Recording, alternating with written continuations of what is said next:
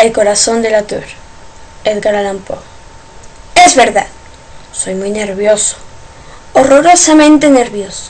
Siempre lo fui, pero ¿por qué pretendéis que esté loco? La enfermedad ha agudizado mis sentidos, sin destruirlos ni embotarlos. Tenía el oído muy fino, ninguno le igualaba. He escuchado casi todas las cosas del cielo y de la tierra, y no pocas del infierno. ¿Cómo he de estar loco? ¡Atención!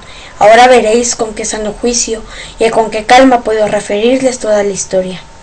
Me es imposible decir cómo se me ocurrió primeramente la idea, pero una vez concebida, no pude ni desecharla ni de noche ni de día.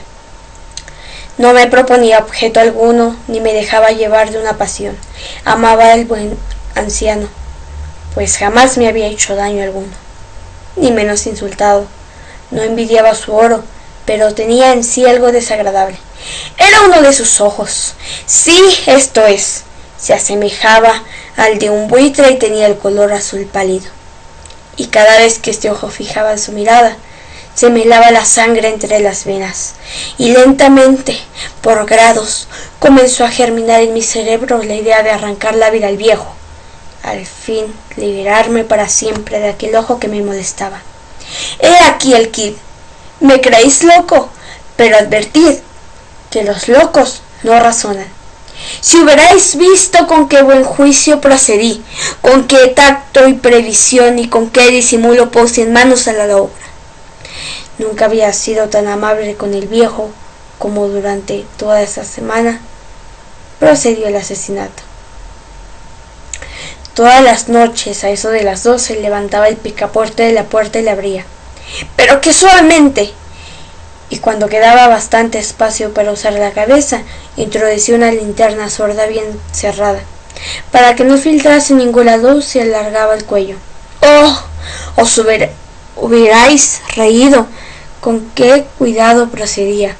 Movía lentamente la cabeza muy poco a poco, para no perturbar el sueño del viejo, y necesitaba al menos una hora para adelantarla lo suficiente, a fin de ver al hombre echado en su cama. ¡Ah! Un loco no habría sido prudente.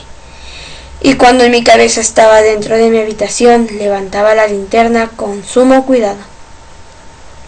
¡Oh, con qué cuidado, con qué cuidado! Porque la chambela rechinaba.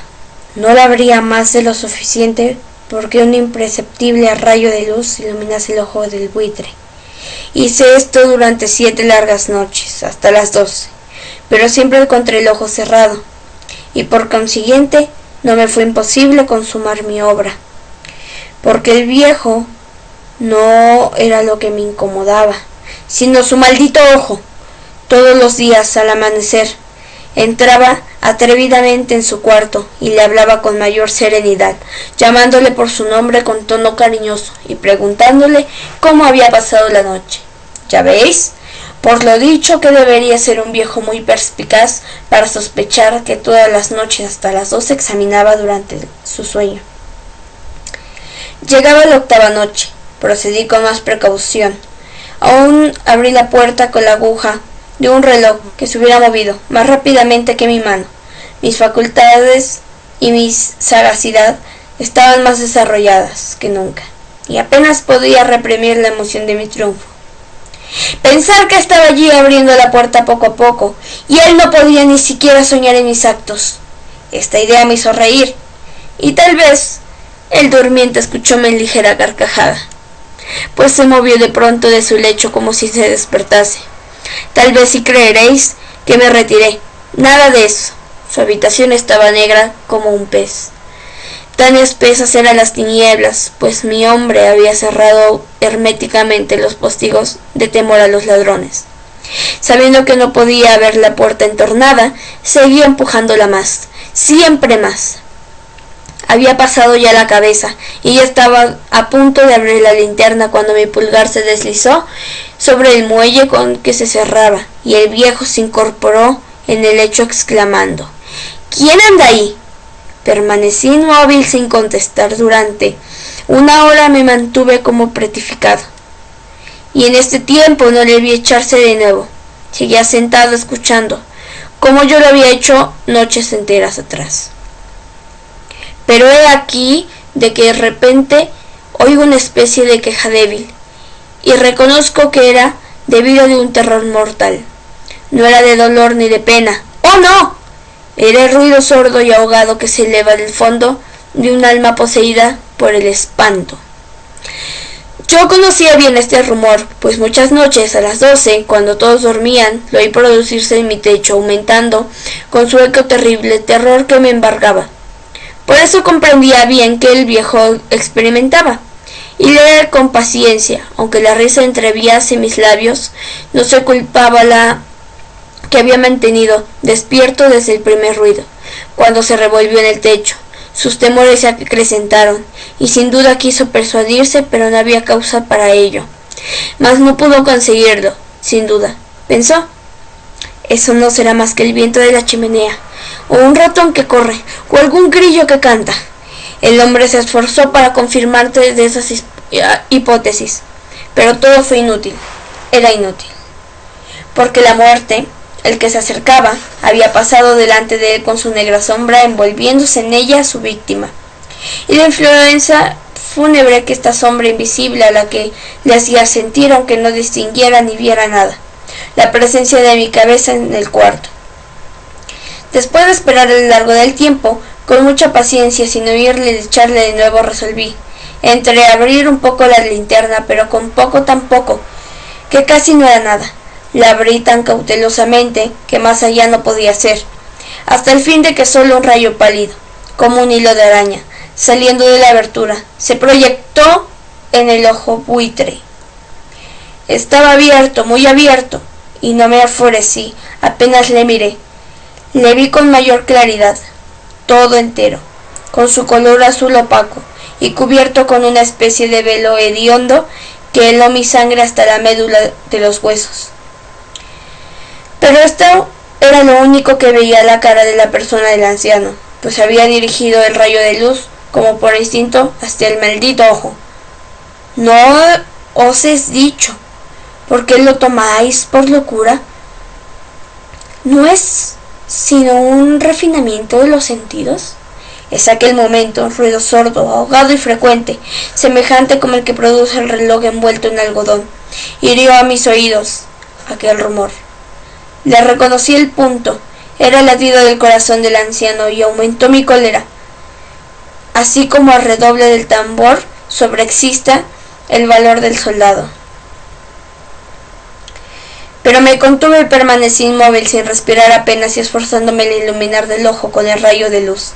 Al mismo tiempo, el corazón latía con mayor violencia, cada vez más precipitante, con más ruido. El terror del anciano debía ser indeciable, pues aquel latido que producía con redoblanza fuerza cada minuto. ¿Me escucháis atentos? Ya os he dicho cómo era nervioso, y lo soy en efecto. En medio del silencio de la noche, un silencio tan imponente como aquella antigua casa, aquel ruido extraño que me produjo un terror impredecible, indecible. Por espacio de algunos minutos me contuve aún, permaneciendo tranquilo, pero el latido subía al punto de que cada instante hasta creí que el corazón iba a estallar. Y de pronto me sobrecogió una nueva angustia. Algún vecino podría oír el rumor.